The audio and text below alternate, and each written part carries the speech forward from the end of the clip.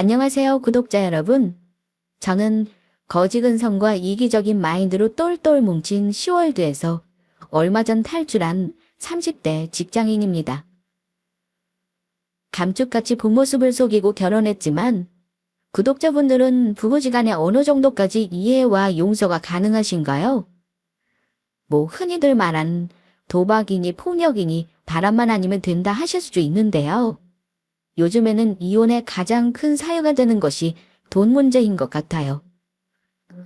저의 사연을 들어보시고 과연 여러분들이 제 입장이었다면 부부의 연을 끝내는 것 말고 또 어떤 조치를 취할 수 있을까를 한 번쯤 생각해 보시고 많은 조언을 부탁드려 봅니다. 저는 결혼해서 1년도 못 채우고 이혼했습니다. 결혼 전과는 너무나 다른 남편의 진짜 모습과 그간의 거짓말들이 하나둘 모습을 드러낼 때 매번 절망감을 느꼈지만 그래도 이해해 보려고 했습니다. 하지만 그거 아시나요? 잘못된 인연은 원인 제공자뿐 아니라 옆에 있는 사람 인생까지 진창으로 쳐먹을 수 있다는 걸요. 바로 제가 그랬습니다. 결혼 전에 이 사람을 다 안다고 생각했는데 전부 제가 속았다는 걸 알게 되니 더 부부관계를 유지할 이유가 없었어요. 천만다행으로 혼인신고를 안 해놔서 그래도 이혼이라는 복잡한 절차 없이 끝냈습니다. 그나마 이걸 마음의 위안 삼고 있네요. 저는 평범한 직장인이에요. 여자로서는 근무 여건이 좋아서 취직도 자유롭고 퇴직도 보장되어 있는 직장입니다. 남편은 직장 동료가 동호회 같이 하자고 꼬셔서 딱 한 번 간 적이 있었는데 거기서 만났어요. 모임 때 몇 번 만났었는데 저를 마음에 든다면서 대놓고 관심을 표시하기도 했고 사람이 순박하고 좀 단순했지만 솔직한 것 같아서 저도 거부하지 않고 만남을 가지다가 어쩌다 보니 사귀고 결혼까지 하게 되었네요. 악연도 인연이라는 말이 맞긴 한가 봅니다.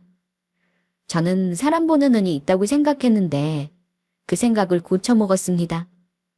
남편 사귀는 동안에는 좋은 사람이고 착하다고 생각했으니까요. 물론 다른 연인들처럼 다투는 일도 있었고 생각이 안 맞는 부분도 있었지만 매번 그 사람이 먼저 사과하고 저를 달래주거나 다가왔기 때문에 좋게 넘어갔었어요. 사귄 기간은 대략 2년 정도인데 사실 1년 넘어갈 때부터 결혼 말은 나왔고요. 그 사람은 사업을 하다 보니까 많이 바쁜데도 연애하는 와중에 우리 부모님을 얼마나 살뜰히 챙겼는지 모릅니다. 그러니 우리 친정엄마는 남편 얼굴을 보기도 전에 이미 홀딱 반해 있었어요. 세상에 어쩜 결혼 전에도 너한테 이렇게 지극정성이라니? 엄마가 보니까 아주 너를 많이 좋아하는가 봐. 지난번에 엄마 생일에도 꽃바구니에 선물에 이런 예비상이 어디 있어, 안 그래? 너도 내년이면 30이니까 결혼할 생각이면 굳이 미루지 말고 인사부터 시켜. 엄마는 보지도 않고 물량 공세 벌써 마음에 드는 거야? 결혼할 때 되면 인사시킬게. 근데 사업이 요즘 잘 되는지 통 얼굴을 못 보네. 주말에도 되게 바쁘더라고. 그래, 둘이 싸우지 말고 잘 논의해서 가급적이면 결혼 미루지 말고 얼른 진행해. 그지 부모님은 전부 다 평범하시다며. 또 나도 결혼했다고 했지. 응, 아버님은 퇴직하시고 어머님이랑 두 분이서 편의점 하셔. 남편 누나는 아마 지방에 있을걸. 애들 초등학교 가면 근처로 이사 온다고 하더라. 아이고, 아주 평범하고 다복하구나. 엄마는 대단한지만 안 바라는 거 알지? 원래 평범하기가 제일 힘든 거다. 그 정도면 된 거지. 돈 잘 벌고 너 고생시킬 일은 당연히 없을 테고. 엄마는 좋아. 어른들은 딱 보면 안다는 말 하잖아요. 그런데 우리 부모님도 속았습니다.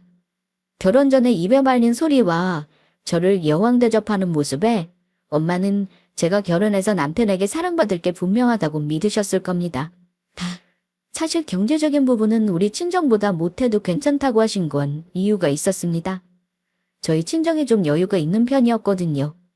아빠가 은행에서 오래 근무하다가 퇴직하시고 지금은 이름난 회계법인의 대표이사시고요. 엄마는 공예 가세요. 꽤나 작품도 유명하고 전시도 많이 하시고요. 돈 벌려고 하는 일은 아니고 엄마가 좋아하시는 일이죠. 우리 엄마는 딱 봐도 고생 한번 안 해본 가정주부이고 평생을 곱고 우아하게 사셨습니다. 저는 아빠 성격을 남아 쾌활하고 할 말은 다 하는 편이고요.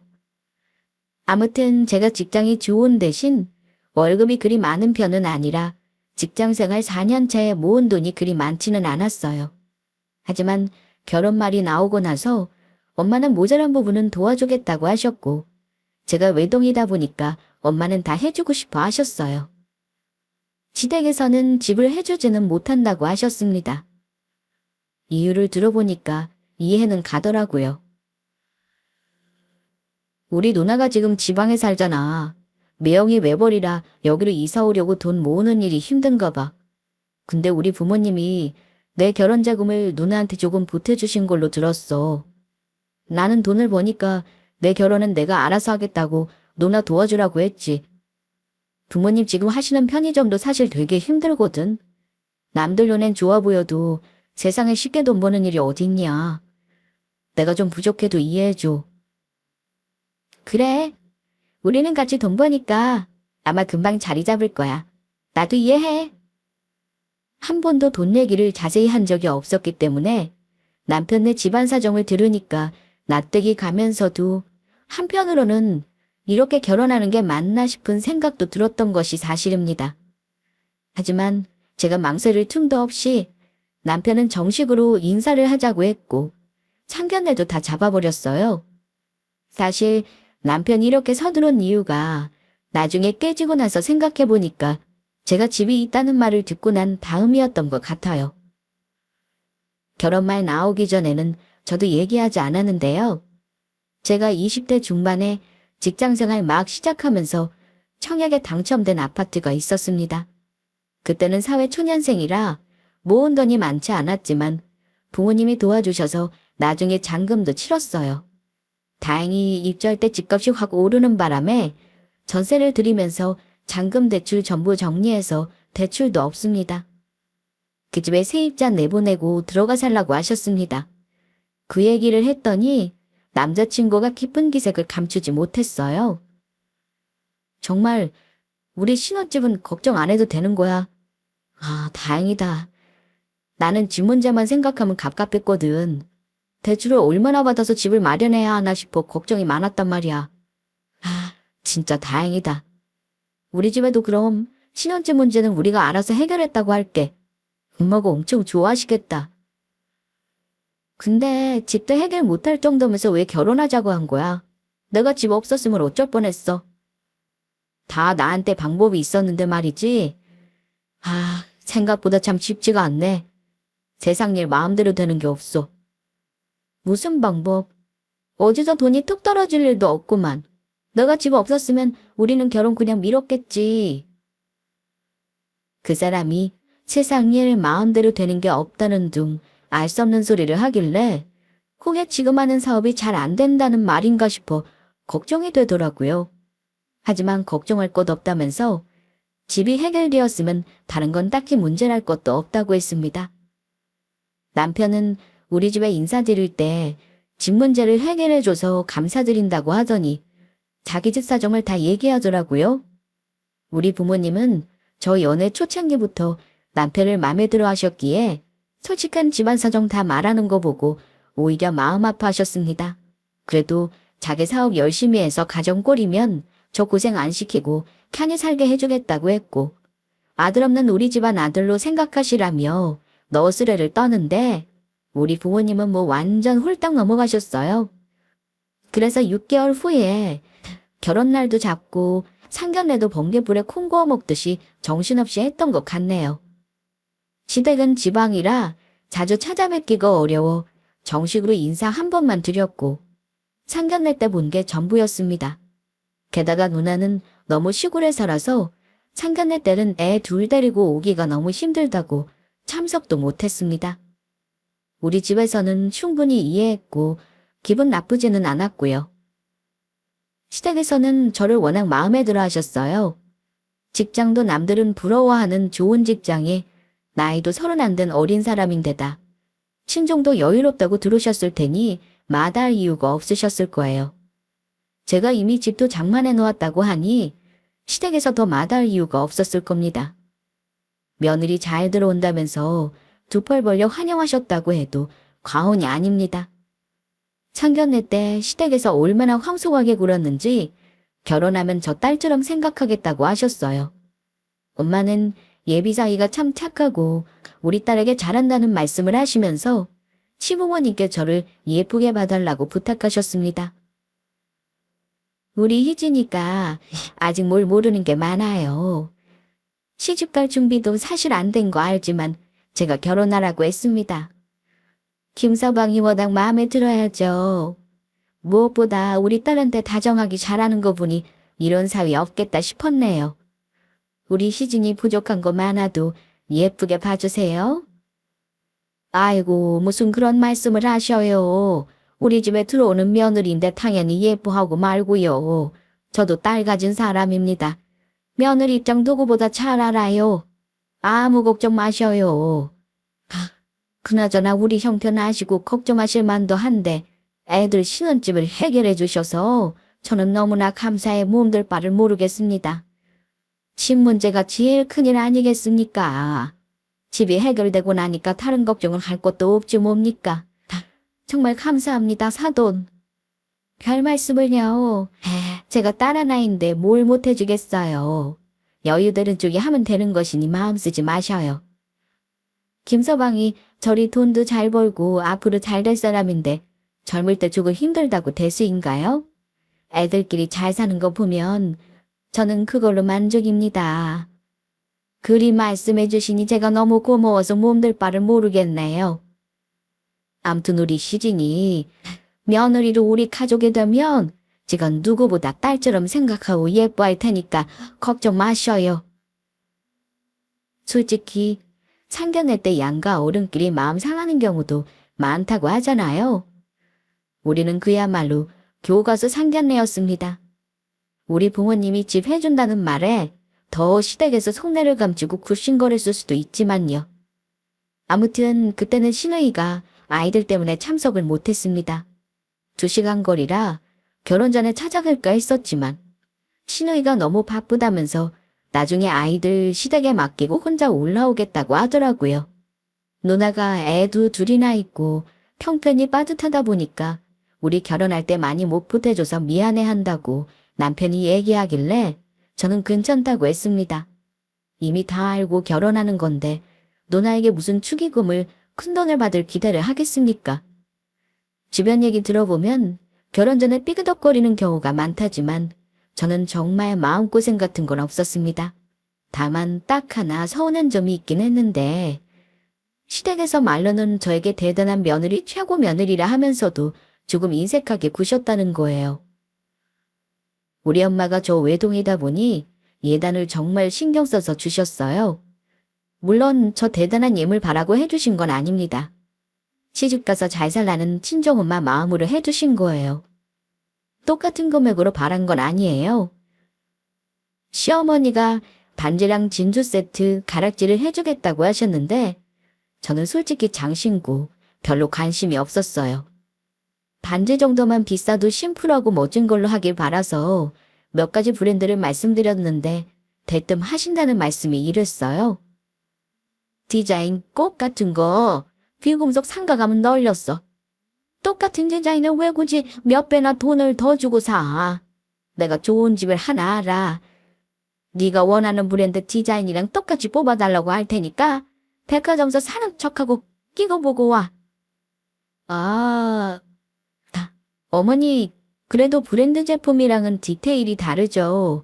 암을 똑같이 맞는다고 해도 복제품이고요. 반지 하나는 제 맘에 드는 걸로 장만하고 싶어요. 하지만 어머니는 반지 하나에 500만 원이 넘는다고 하니 그걸 제 돈 다 주고 사느냐며 이해하지 못했습니다. 굳이 비싸게 사지 말라고 하시는데 결국은 남편이 중간에서 현금을 보태달라고 하고 제가 돈을 더 보태서 마음에 드는 것으로 장만하긴 했어요. 하지만 제가 가방이나 옷을 더 원하는 것도 아니고 작은 다이아 박힌 반지 하나 원하는데 너무 인색하게 안 사주려는 티를 내셔서 당황스럽더라고요. 무튼 굳이 서운한 거 한 가지 꼽자면 하나라도 더 해주려는 우리 집에 비해 시댁은 저에게 인색했다는 점이겠네요. 원래 곳간에서 인심난다고 돈이 있어야 마음의 여유도 생긴다지만 며느리 들어오는데 반자나 못해줄 만큼 여유가 없는 집 아닌가 싶어서 살짝 속이 상하기도 했습니다. 하지만 다른 건 무리한 요구 전혀 하시지 않았어요. 저희 신혼집에 살림 들어오는 날 저는 괜찮다고 했는데 시누이와 시어머니가 집에 꼭 오고 싶다고 하시더라고요. 두 사람은 우리 신혼집에 오셔서 마치 본인들이 이사 오는 것처럼 기뻐하셨습니다. 특히 시누이는 원래부터 저 사는 동네에 입성하는 것이 목표였다면서 처음 시작부터 얼마나 좋으냐며 너무 부러워하시더라고요. 그때 남편도 같이 있었는데 시누이가 저에게 하는 말이 저도 시집 참 잘 오는 거라면서 능력 있는 남동생 만나 좋겠다고 하더라고요. 올케는 좋겠다. 그래도 내 동생 정도 만나니 이런 동네, 이런 집에 살아보는 거잖아. 내 동생이지만 내가 올케라면 나는 맨날 남편한테 옷접 한 상 차려줄 것 같은데? 그 말 듣고 나서 사실 조금 의아했습니다. 솔직히 신혼집은 우리 부모님이 저 잘 살라고 마련해 주시는 건데 누가 누굴 잘 만났다고 하는 건지 말이죠. 그렇다고 시누이 하는 말에 아니다.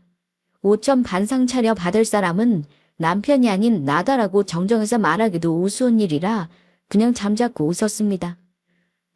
그때 남편이 갑자기 끼어들어서는 아 누나 좀 쓸데없는 소리 하지 마. 내가 뭘 대단하게 돈 쓰고 장가가는 것도 아닌데. 남자가 해가는 기본만 해가는 거니까 누나 동생 떠받들라는 소리 우리 집사람한테 할 거면 집어치워. 알았어. 벌써부터 자기 마누라 시집살이 시킬까봐 난리네. 나는 집 멀어서 자주 보지도 못할 텐데 뭘 그리 발끈하니? 그냥 내 동생만한 신랑감 없으니 잘하라는 말 한마디 누나로서 하는 거야. 그래 오빠. 형님이 뭐 나 기분 나쁜 소리 한 것도 아닌데 왜 그리 급발진하고 그래. 따지고 보면 올케가 시집 잘 가는 건 맞는 말이잖아. 너랑 결혼했으니 이런 집에도 살아보는 거지. 원래 이 아파트 단지 나도 정말 눈여겨보던 곳이란 말이야. 나도 다음에 이사 오면 꼭 이쪽으로 와야지. 남편은 다급하게 시누이 입을 막으려 했지만 사실 저는 시누이 말은 굳이 기분 나쁘지는 않았어요. 어쨌든 시누이는 부러워하면서 한참 동안 집을 구경하면서 인테리어가 잘 됐다. 가구가 너무 예쁘다. 잔뜩 감탄하며 돌아갔습니다. 저는 굳이 그 사람 누나가 한 말은 따져 묻지 않았어요. 팔은 안으로 굽는다고 시가 식구들 눈에는 당연히 며느리인 제가 아무리 잘나도 사업하고 돈 잘 버는 아들이 아깝고 대단하고 했을 겁니다. 어쨌든 큰 우여곡절 없이 결혼은 무사히 했고 신혼여행도 다녀왔습니다. 제가 집을 한 만큼 결혼 비용 자잘한 것들은 남편이 부담하기로 했고 그렇게 쓴 돈도 사실 만만치는 않았습니다. 지금 되돌아 생각해보면 제가 큰 실수를 한 게 하나 있는 것 같아요. 바로 결혼 전에 남편의 자금 사정을 정확히 객관적인 증빙 자료로 확인하지 않고 남편이 하는 말만 믿었다는 점입니다. 분명 저에게는 여유 자금이 있다고 했는데 나중에 저에게 말한 것들이 전부 다 거짓말이었다는 걸 알게 되기까지는 그리 오랜 기간이 걸리지 않았습니다. 결혼하고 나서 한동안은 여느 신혼부부처럼 바쁜 나날을 보냈어요. 가족들에게 인사도 드리고 여기저기 찾아갈 곳도 많았습니다. 그런데 결혼 첫 달부터 저는 결혼은 현실이라는 말을 실감하게 되었습니다. 결혼 전에는 간이고 쓸개고 다 빼줄 것까지 행동하던 남편이 조금씩 제가 알던 모습과는 다른 모습을 보였기 때문이에요.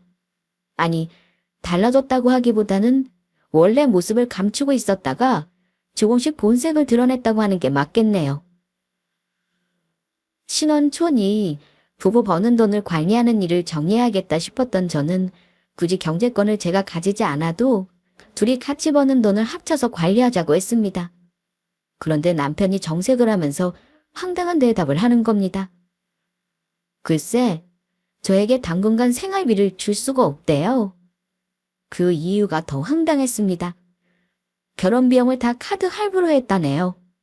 못해도 2천만 원은 넘게 들었을 비용인데 어지간한 건 전부 카드로 했다고 같이 바짝 갚자고 하는 겁니다. 아, 저는 그 말 듣고 화가 났습니다. 결혼 전에는 저에게 자기 여유자금 있는 것으로 쓸 거라고 말했는데 갑자기 카드값 때문에 생활비 주기가 힘들다니요. 심지어 같이 갚자고 하니까 당연히 화가 날 수밖에요. 이유가 뭐냐고 물으니까 대답이 가관이었습니다. 글쎄 결혼 준비하는 내내 자기 사업이 힘들었다는 말을 하는 겁니다. 사실 갑자기 결혼 준비하는 몇 달 내내 사업이 좀 힘들었어. 원래 요즘 자영업자들 어렵잖아. 갑자기 자금줄이 막혀서 카드로 돌려막고 빚을 빚으러 막고 하면서 조금 힘들었어. 뭐, 그럼 왜 나한테 말을 안 한 거야? 나는 당신이 모아놓은 여윳돈 있는 줄 알았는데 그럼 그동안 전부 카드로 해결을 했단 말이야. 그래. 당장 써야 하는데 어쩌겠어. 돈은 없고 직원들 월급은 줘야 하고. 아, 나도 정말 힘들었어. 그래도 너한테 걱정 안 시키려고 일부러 나 혼자 감당한 거야. 그럼 지금은 괜찮은 거야? 그때 힘들었으면 지금도 마찬가지겠네. 그랬더니 시무룩한 표정을 짓더라고요. 당연히 힘들지. 오죽하면 내가 생활비 당분간 못 준다는 말을 하겠냐? 근데 너무 걱정 마. 내가 이런 위기 한두 번 온 것도 아니고 다 괜찮아지면 언제 그랬나 싶게 잘 굴러가거든. 그때까지만 참아주라. 참는 건 참는 거지만 나한테 말을 안 한 게 아니고 이건 거짓말이나 다름없어. 부부 될 사람이 서로 솔직하게 말했어야지. 당신이 돈 때문에 힘들었으면 우리 결혼을 미뤄도 될 일이었어. 그건 안 되지. 양가 부모님은 얼마나 걱정하시겠냐? 당신, 내가 당부하는데 절대 친정이나 우리 어머니한테 나 사업 어렵다는 말 하지 마. 괜히 어른들 걱정하신다. 내가 알아서 할 테니까 당신도 걱정하지 말라고. 하지만 어찌 남편 일에 신경 쓰이지 않겠습니까? 결혼하자마자 첫 달부터 생활비 못 준다는 말도 황당했고 잘 되는 줄만 알았던 남편 사업이 어렵다는 말에 공연히 심란해지더라고요. 그러더니 정말 몇 달 동안은 제 월급으로만 살았습니다. 남편이 사업 힘들다는 말은 정말이긴 하더라고요. 퇴근해서 집에 와서도 온갖 업무 전화에 시달리는 듯 보였는데 대부분 다 돈 얘기였습니다. 돈을 달라고 재촉받는 전화가 대부분이었는데 통화하는 내용을 들으면 제가 다 가슴이 답답해질 정도였어요. 그러다가 저에게 급하게 좀 쓰자면서 돈 2천만 원을 부탁하더라고요. 당장 급한 불만 끄겠다나요. 저도 결혼하면서 모아놓았던 현금을 다 쓴 데다 엄마가 지참금으로 가지고 있으라고 1,000만 원 돈을 주셨지만 그 돈은 어쩐지 남편에게 주고 싶지가 않았습니다. 엄마도 정 급할 때 쓰라고 없는 돈인 셈 치고 살라고 하셨고요. 그 돈을 이렇게 내릴름 남편에게 줘버리면 왠지 남편이 갚지 않을 듯한 느낌이 들었습니다. 말로는 준다고 하지만 원래 가장 가까운 사람 돈 빌려가고 제일 늦게 갚거나 안 갚는 게 국룰인 거 아시죠? 그런데 시간이 지나면서 저는 남편의 행동이 굉장히 불안했습니다. 결혼해서 보니까 남편은 시어머니에게 돈을 빌렸더라고요. 시어머니가 저에게 연락을 주셨는데 조금 짜증나는 투로 빌려간 돈을 달라기에 저는 정말 놀랐습니다. 저는 어머니에게 돈을 빌린 일이 없었는데 무슨 일인가 싶었어요. 아니 아가, 네가 돈이 급하대서 민철이가 빌려간 거 알지? 한 달만 쓰고 주겠다더니 왜 아직 감감무소식인 거니? 적은 돈도 아니고 돈 1,000만 원이 넘게 빌려가서는 어른한테 말도 없이 돈을 안 주면 어쩌자는 거야. 내가 민철이한테 연락하려다가 중간에서 곤란해할까봐 싶어서 너한테 직접 연락했어. 네. 어머니, 저 구이한테 돈 빌려달라고 말한 적 없는데요? 돈 1,000만 원이 넘는다니요. 대체 얼마를 빌려갔는데요? 뭐? 그게 무슨 소리야? 그럼 우리 아들이 너 핑계대고 돈을 빌려달라고 했다는 거네?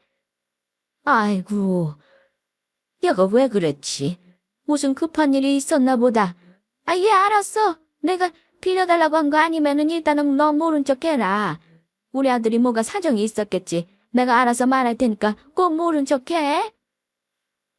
저는 빌려간 적도 없는 돈을 달라시니 황당한 건 둘째치고 남편이 나를 핑계로 왜 거짓말까지 하며 어머니에게 돈을 빌려나 싶어 불안했습니다. 어머니 말대로 모른 척한다고 해도 불안한 건 가족한테 빌린 돈은 그렇다 치지만 혹여나 모르는 대출이나 금리 높은 대출이 있을까봐 걱정이 되었어요. 남편이 뭔가 있는 듯한데 시어머니는 아들 감싸느라 저에게 모른 척을 하라니 어쩌겠습니까? 일단은 모른 척 할 수밖에 없었습니다. 남편에게 슬쩍 사업이 힘드냐고 물었더니 한 번은 우거지상을 쓰며 짜증을 내긴 했습니다. 보면 몰라. 나 진짜 돈 때문에 힘들어 죽을 지경이야. 당신이 돈 보태줄 거 아니면 그냥 묻지도 말고 간식을 두지 마. 나 진짜 폭발 직전이니까. 여보, 지금 나한테 화내는 거야. 당신이 저질러 놓고 왜 나한테 화를 내는 건데? 당신 사업이고 당신 일이잖아. 힘들어 보여서 물어본 게 무슨 잘못이라고 관심 두지 말라고 하는 거야. 당신 설마 나한테 숨기는 다른 빚 있는 거 아니지? 그랬단 봐. 혹시나 거짓말해서 나중에 알게 하지 마. 만약 그러면 나 정말 용서 못해. 그랬더니 돈 보태줄 거 아니면 잔소리하지 말라고 하더라고요. 자기가 애쓰고 있다면서 조금만 기다려달라기에 저도 더 이상 싸우기 싫어서 묻지 않았습니다. 그렇게 몇 달 시간이 흐르는 동안 어느 순간 남편이 조금 덜 시달리는 것 같았습니다.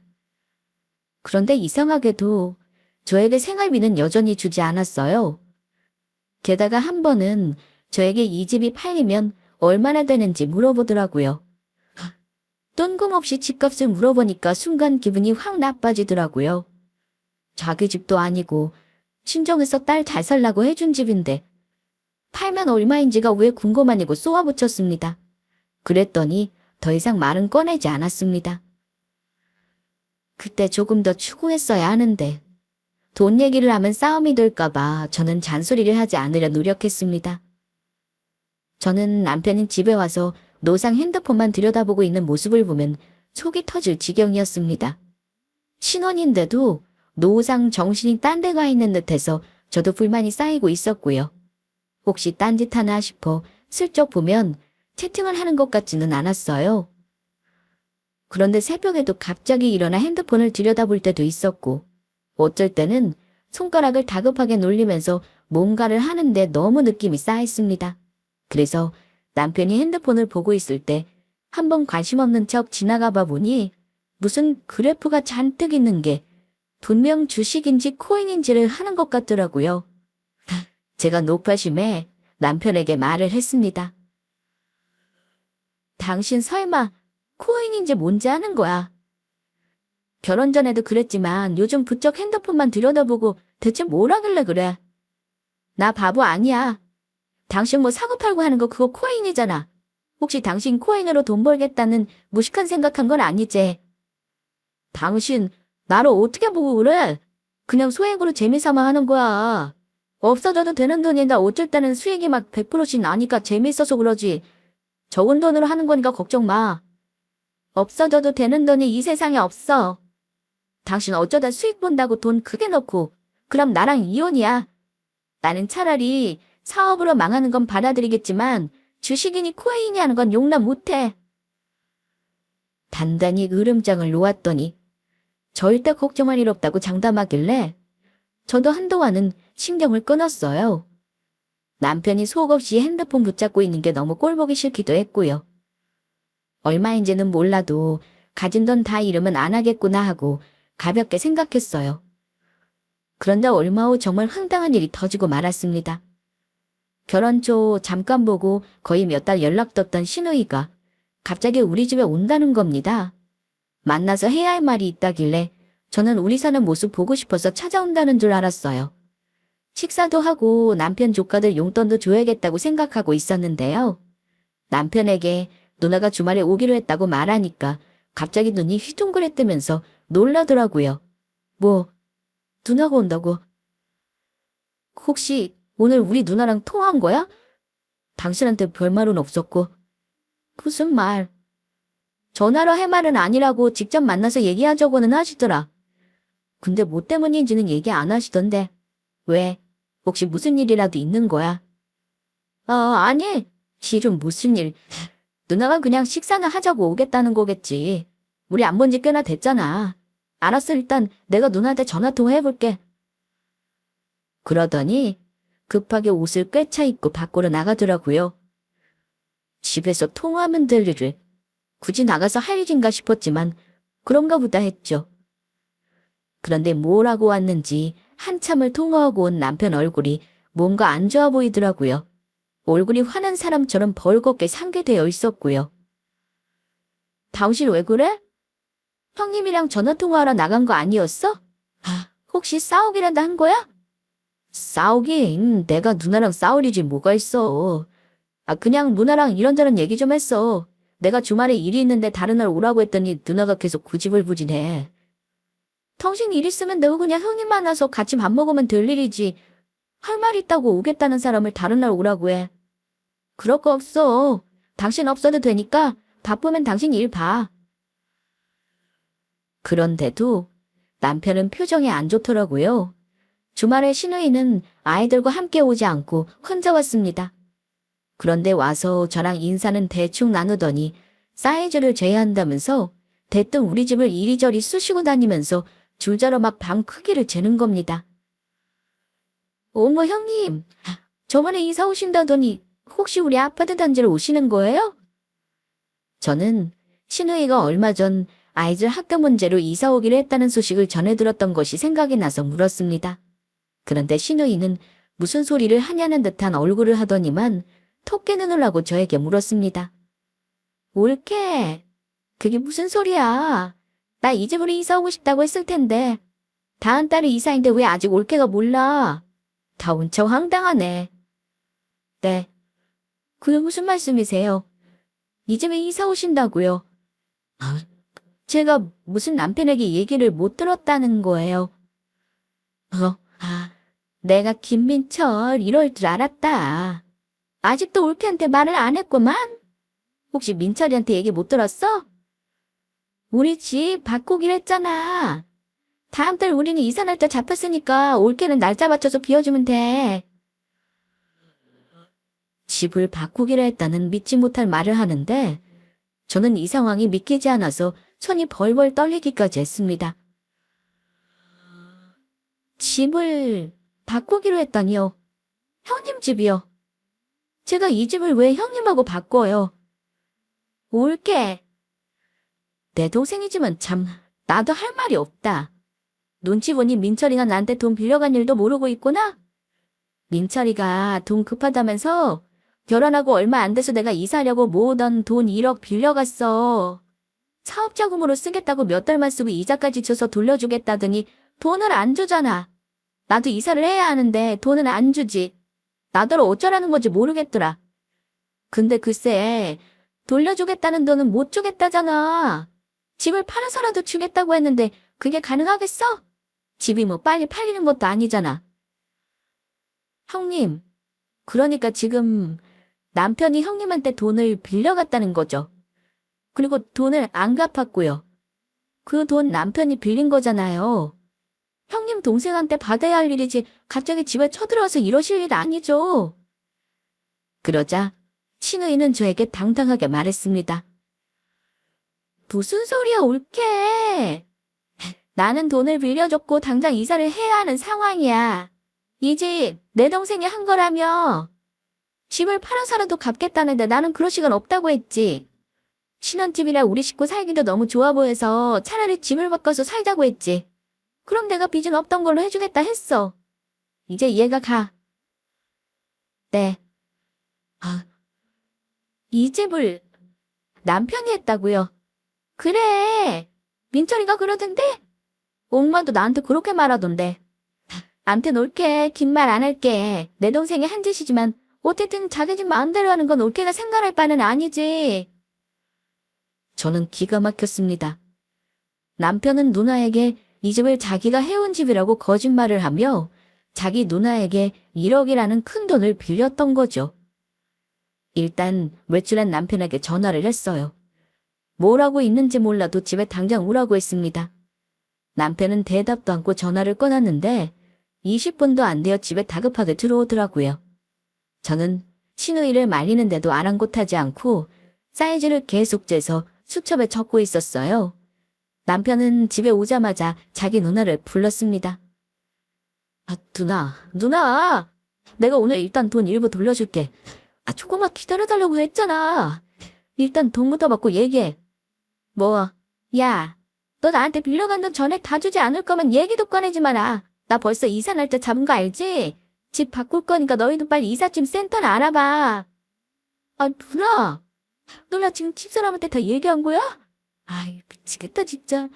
내가 돈 일부 갚겠다고 조금만 시간 달라고 했는데 왜 이래? 야, 네가 내 돈 가져가서 일하는 거야. 나 우리 큰애 몇 달 있으면 입학이야. 그 전에 이 동네로 이사 올 계획이었다고. 몰라. 네가 나랑 집 바꾸기로 한 거니까 빨리 다음 달까지 무조건 집 비워. 두 사람 싸우는 광경이 이제는 웃기기까지 했습니다. 당신 정말 뭐하는 사람이야? 누나한테 1억 돈을 빌렸으면 알아서 갚을 일이지. 왜 이 집을 당신 마음대로 누나랑 바꾼다는 건데? 이 집이 당신 집이야. 그러자 옆에 있던 시누이가 저에게 언성을 높이더군요. 올케. 이 집이 그럼 올케 집이야? 같이 살면 자기 집이라는 이상한 논리 내세우지 마. 나 두말하기 힘들다. 그냥 상황 받아들이고 집 비워줘. 안 그럼 당장 1억 돈 몽땅 내 눈앞에서 가져오든가.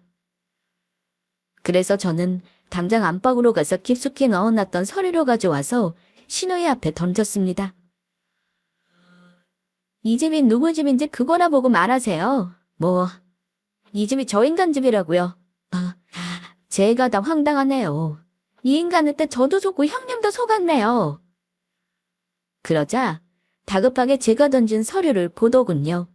그 서류는 제 이름으로 된 등기 권리증이었습니다. 이 집, 저희 친정에서 저 결혼 전부터 해놓으신 집이에요. 어머니도 허세 부리느라 형님한테는 사실대로 말을 안 했나 봐요. 근데 어쩌죠? 형님이 이 집에 들어오실 일은 없을 것 같아요. 그리고 가시는 김에 형님 동생도 좀 데려가시고요. 시누이는 서류를 잡은 손을 부들거리기까지 했습니다. 혜뚱아. 일단 내 말 좀 들어봐. 내가 급하게 일단 돈 1,000만 원을 해왔거든? 일단 그 돈부터 받고 나머지는 내가 어떻게 해서든지 갚아줄게. 1,000만 원? 웃기지 마, 이 자식아. 너 감히 누나를 속여. 이건 한 대 먹어라. 울상이 된 남편놈은 저보다 자기 누나에게 먼저 싹싹 빌더군요. 하지만 곧이어 남편은 누나가 내주는 따기에 얼굴을 맞고 바닥으로 나뒹굴었습니다. 시누이는 너무 화가 난 나머지 앉아있는 남편 얼굴을 엄청난 소리와 함께 때렸습니다.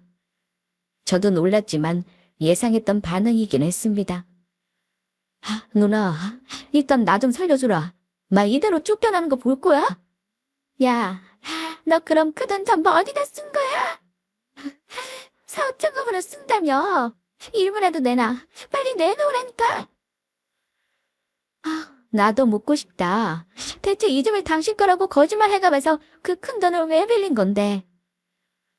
그러자 머뭇거리던 남편이 내뱉은 말을 듣고 저는 뒷목을 잡을 수밖에 없었어요. 실은 코인으로 돈 좀 벌려다가 다 날려먹었어. 처음에는 돈이 되길래 큰 돈으로 하면 금방 벌겠다 싶었거든. 사업도 안 되고 돈은 필요한데 빨리 돈 버는 길이 이거밖에 없었단 말이야. 이 정도 상황 오면 당신이 이해해줄 줄 알았지. 여보, 내가 앞으로 진짜 코인 안 하고 성실하게 살 테니까 이번 한 번은 나 좀 도와주라. 진짜 당신 정신 나갔구나. 정신 나갔어. 코인이 돈을 빨리 버는 길이라고. 어쩐지 밤이고 낮이고 맨날 핸드폰 붙잡고 있더니만 그때 돈 다 날린 거였어. 남편은 묵묵부답이었습니다. 시누이도 혈압이 오르는지 뒷목을 부여잡고 소리를 질렀어요. 야, 그럼 그 돈을 다 날렸다는 거야. 내가 어떻게 모은 돈인데 그 돈을 다 날려. 빨리 내놔. 나는 이 집에 올게 거라도 상관없어. 올게 남편이 한 짓이니까 둘이 같이 책임져. 너네 부모잖아. 올게. 이 집 팔아서 내 돈 줘야겠어. 안 그럼 나 동생 임금 오고 고사할 거고 법적 책임 물을 거야.